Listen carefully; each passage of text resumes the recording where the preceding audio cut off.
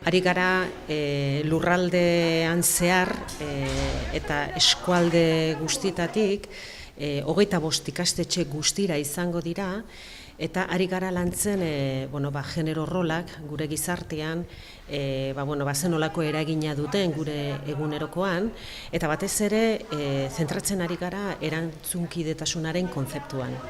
Hau dator neurri batean gure aldundiak iaz onartu zuen eta kontziliazio erantzunkiderako lehenengo planaren ekintzetako bat.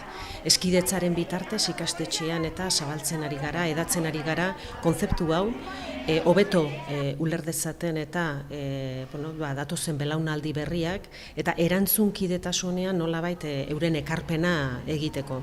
Eta saio hauetan bai bideoen bitartez, lan dinamika, tailer dinamikaren bitartez, beraiek partekatzen dute, neska mutikok, eta erantzunkidetasun horren barruan beraien ekarpena nolakoa izan dezake, eta gero nola ez etxean eta eramatera gurasoekin partekatzeko. Saio guzti hauek eta garatuko ditugu lehen hezkuntzako neska mutilekin, hain zuzen ere hirugarren mailatik 6.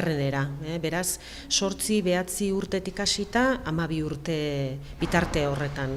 Eta ikastetxe bakoitzak aukeratzen du zein taldekin eta zein mailetako ikasleekin garatu nahi duten. Erantzuna oso egokia da.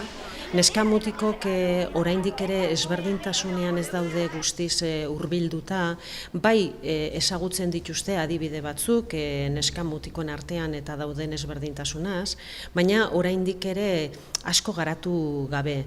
Hala eta guztiz ere beraiek ematen dituzten azalpenak dira ohikoak eta medioetatik eta bildutakoak, euren esperientziatik eta baita ere saltzen dituzte eta oso ekarpen aberatsak egiten dituzte, eta bide batez ere bai nolabait ikasten dute zen nolako garrantzia duen elkarrekin eta ardurak partekatzea, eta nola ez hau guztia gero etxean aukera edukitzea familiarekin konpartitzeko.